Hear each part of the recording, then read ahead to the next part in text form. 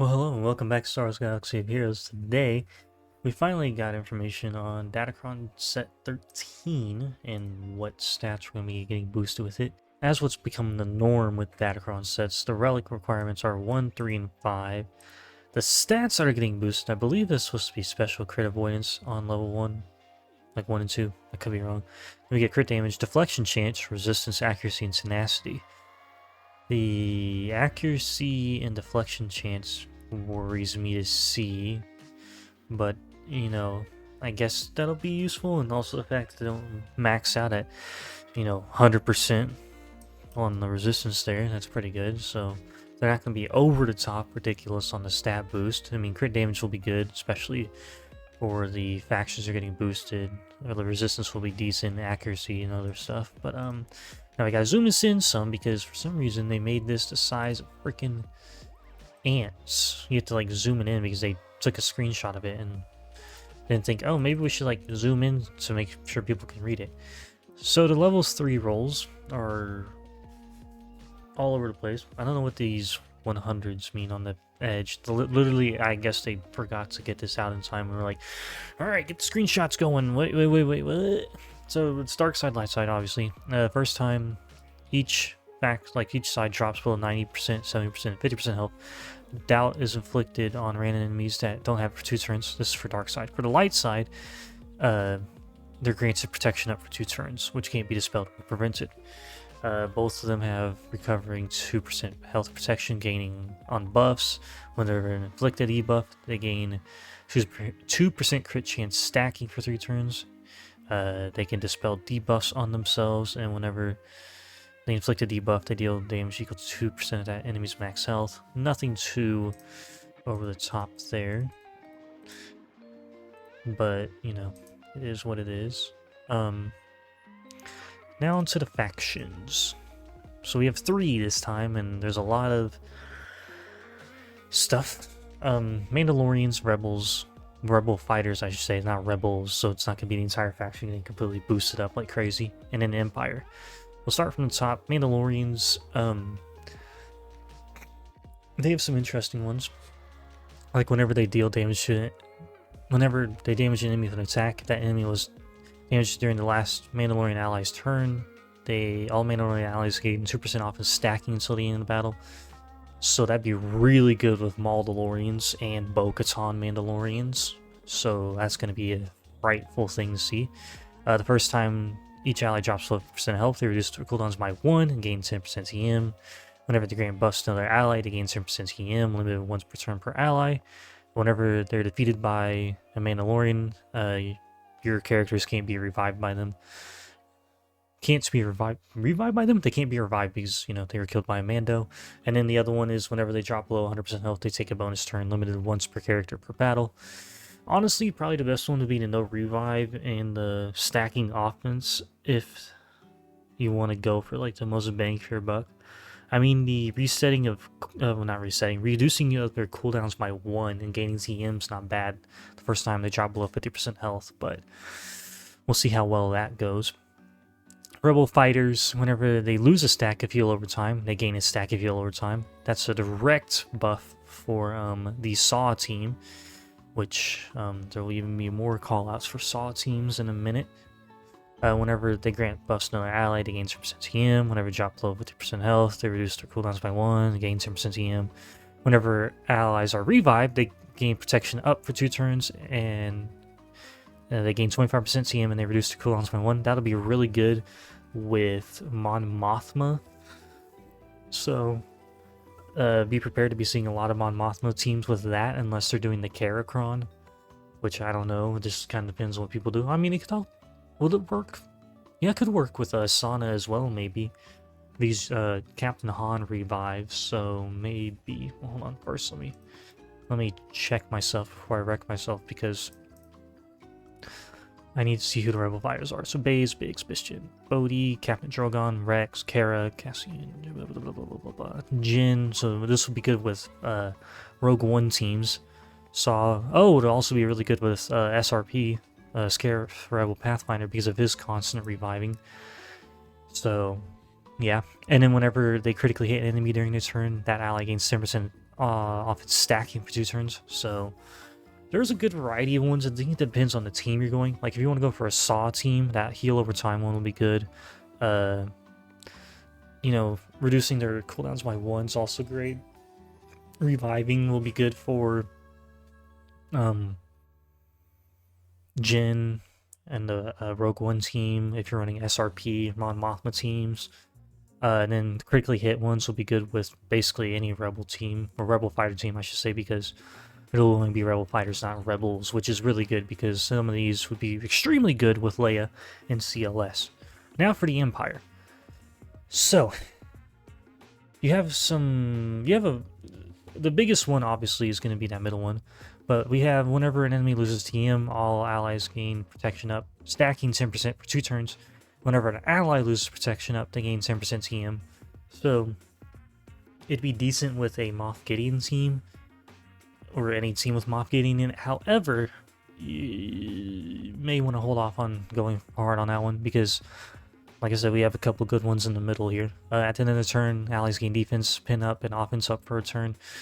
At the start of their turn, Imperial allies gain offense equal to 400% of their current defense till the end of the battle, and they lose 50% defense till the end of the battle. So, with this set not having a boost to defense, this isn't going to be as potent as it currently is on set 11. However, it'll still be really, really, really good with Imperial troopers as a whole. Lord Vader teams may be able to get some usage out of it, or for Lord Vader you can use the next one, which is whenever Imperial allies target an ally with an ability, then in turn they both gain 5% defense, max health, max protection, often stacking until the end of battle. That one will probably be better for Imperial troopers, like a Veer's team or something. I think it depends on how you want to run them. Having both, like a good handful of both those roles is going to be really good for the Empire. And whenever Imperial allies critically hit an enemy during their turn, that ally gains 10% off stacking for 2 turns. That could probably work with Vader, maybe a Palpatine Starkiller team or something like that, or Inquisitors even. Forgot about that. You could do the Inquisitor team with that stacking offense. Ooh, you could do that and go. Yeah, you could. Yeah, you could go pretty hog wild with a Reva team and the Inquisitors right there with that stacking defense, max health, protection, and offense. Alrighty then, that could be something you do. And of course, now we've got all of the big level 9 rolls. Of course, so no one's surprised. So no one's at shock or surprise. Bo-Katan Mandalore has a roll, and it's pretty nasty. If all allies are light side Mandalorians at the start of the battle, she takes a bonus turn, which cannot be prevented, and a random non-GL enemy loses 100% protection. That's kind of annoying. Whenever she uses the basic on her turn, if the target enemy is not a Galactic Legend and has no protection, they are instantly defeated. So, this will really, really help Bo-Katan deal with Leia teams from the looks of it, because she takes a bonus turn, strips... Okay, I say it'll be helpful for dealing with Leia teams. It depends on who the random non-GL enemy is losing 100% protection, because if it's not Drogon, you're going to be suffering. But if it is Drogon, she can instantly go for him and defeat him. And then whenever an enemy is defeated, she takes a bonus turn, which cannot be prevented. So she's taking literally 1 turn to knock off someone's protection. I don't know if it's like sequential or it's like all at once. Or if it's like she takes a bonus turn, like the battle starts that one of the enemies loses 100% protection, and then it's her like turn. She does a basic on that turn, kills that person with no protection, and then it's another turn afterwards. So I imagine it's only like 2 turns, not 3, but it'll probably be elaborated on by CG. But it is a nasty, nasty roll there. IG-12 and Grogu, at the start of the battle, they lose all protection and gain that much max health. They gain grit until the end of the battle, which cannot be copied, dispelled, or prevented, which means they take less damage from percent health effects and all that. And whenever IG-12 and Grogu, damn, this thing has a lot of spelling errors. Gogu, bro, it's in the same little bracket there. It's literally in the same little paragraph. Whenever they use a special, an additional light side Mandalorian ally is called to assist. So even more spamming of abilities for the Bo-Katan Mandalore team. And then Paz Vizsla has one. Whenever an ally uses an ability on a turn, he assists, dealing 50% more damage I thought it was supposed to be less. That doesn't make much sense, but okay. Beskar Mando has one. After using Discipline's setup, until he uses Swift Takedown, they cannot be defeated, and he is immune to Fear, Stun, and TM reduction. The Swift Takedown deals 20% more damage for each stack of Whistling Birds Bam had at the start of the turn. So he goes into his little stance, he does his little thing, and yeah, because that is going to be brutal. That's going to be really brutal. That's going to be one you want to go for, especially if you don't have Bo-Katan Mandalore. I mean, depending on when the rest of the Rex for her drop, I'm talking about Kelleran and IG-12, depending on whenever they drop, it'll depend on how many people can actually go for her in her role. It probably wouldn't hurt to have it just laying around, but time will tell. OG Mando has one. Whenever he will be gaining 50% TM whenever other allies use a special ability on their turn. That is going to be super great for the Mandalorian to be using against Lord Vader, and just any team with OG Mando in it.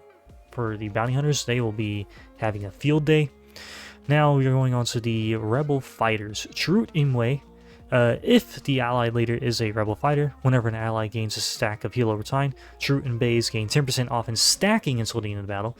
So you're really going to want to have Baze worked up as well, which a lot of people have been working on him because of Leia. Chirrut also gains a 5% TM, limited once per turn, and whenever he uses basic, Baze is also called to assist. So that Saw team is going to be really, really nasty. Or even a CLS. No, not really CLS, because that's not really good. Maybe you could get away with putting him under a Leia team.